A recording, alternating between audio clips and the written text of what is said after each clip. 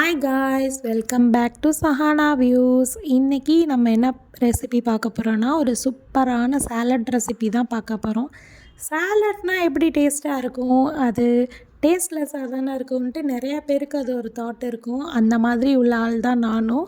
சரி, நான் இப்போ கொஞ்ச நாளாக நிறைய சாலட் ரெசிபிஸ் ட்ரை பண்ணுறேன். ரொம்ப சூப்பராக இருக்குது.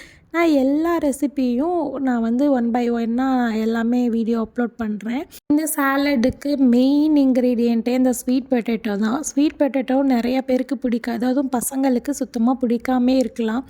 ஆனால் இது கூட நம்ம சேர்த்து கொடுத்தோம்னா அதோட டேஸ்ட்டு இன்னுமே சூப்பராக இருக்கும். நான் ஸ்வீட் பொட்டேட்டோவும் அதுக்கப்புறமா காராமணி அதை நல்லா கட்டின காராமணி அது ரெண்டையுமே நல்லா பாயில் பண்ணி வேக வச்சு எடுத்துக்கலாம், உப்பு சேர்த்து. கூடவே நம்ம ப்ரக்கோலி சேர்த்து செய்ய போகிறோம். ப்ரக்கோலி, அப்புறம் குக்கும்பர், கேரட், அதுக்கப்புறம் ஆனியன், இதெல்லாமே சேர்த்து தான் நம்ம செய்ய போகிறோம்.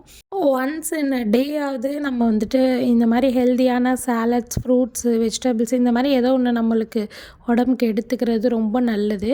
ஸோ பசங்களுக்குன்னு போகும்போது இந்த மாதிரி வெஜிடபிள்ஸ்லாம் கட் பண்ணி கொடுத்தோன்னா சும்மானா சாப்பிடவே மாட்டாங்க. இந்த மாதிரி சாலடாக அந்த ஸ்வீட் பொட்டேட்டோவோடு ஆட் பண்ணி வர்றனால அதோட டேஸ்ட் இன்னுமே நல்லாயிருக்கும்.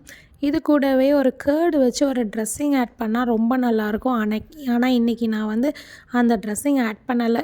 வேணும்னா நீங்கள் ஆட் பண்ணிக்கோங்க, நான் ரெசிபி சொல்கிறேன். தயிர், அதில் ஒரு பூண்டு, அதுக்கப்புறம் மல்லித்தழை, இது எல்லாத்தையும் கொஞ்சமாக உப்பு சேர்த்து நல்லா மிக்சியில் பிளெண்ட் பண்ணி எடுத்துக்கணும். நல்லா தயிர் திக்கான தயிராக இருக்கணும். அதை எல்லாமே எடுத்துகிட்டு நம்ம இந்த சாலட் மேலே ஆட் பண்ணிவிட்டு அதை ஃபுல்லாக நல்லா மிக்ஸ் பண்ணிவிட்டு சாப்பிட்ருக்கணும். அப்படி சேர்த்து ஒரு நாள் ட்ரை பண்ணி பாருங்கள், அதுவுமே நல்லா தான் இருக்கும். இன்றைக்கி ஏன் நான் ஆட் பண்ணலை அப்படின்னா, பிள்ளைங்களுக்கெலாம் அது ட்ரெஸ்ஸிங் ஆட் பண்ணுறத விட அதை ஆட் பண்ணாமல் சாப்பிட்றதே நல்லா இருக்குன்னு சொன்னாங்க. சரி, ஓகே அப்படின்னு சொல்லிட்டு இன்றைக்கி அப்படியே ப்ளைனாக செஞ்சுட்டேன். இது ரொம்ப சூப்பராக ஒரு எப்படி சொல்கிறது, ரொம்ப குயிக்காக ஃபாஸ்ட்டாக செஞ்சிடக்கூடிய ஒரு சாலட் ரெசிபி தான். இதை நம்ம பிரேக்ஃபாஸ்ட்டுக்கு எடுத்துக்கலாம், டின்னருக்கு எடுத்துக்கலாம், லஞ்சுக்கு நம்ம ரைஸ் வச்சு தான் சாப்பிடுவோம் இல்லையா? அதனால் பிரேக்ஃபாஸ்ட்டே இல்லைனா டின்னருக்கு இந்த ரெசிபி ட்ரை பண்ணி பாருங்கள். வெயிட் லாஸில் இருக்கிறவங்க, அந்த ஜேர்னியில் இருக்கிறவங்களுக்கு இது ரொம்ப ரொம்ப ஹெல்ப்ஃபுல்லாக இருக்கும்.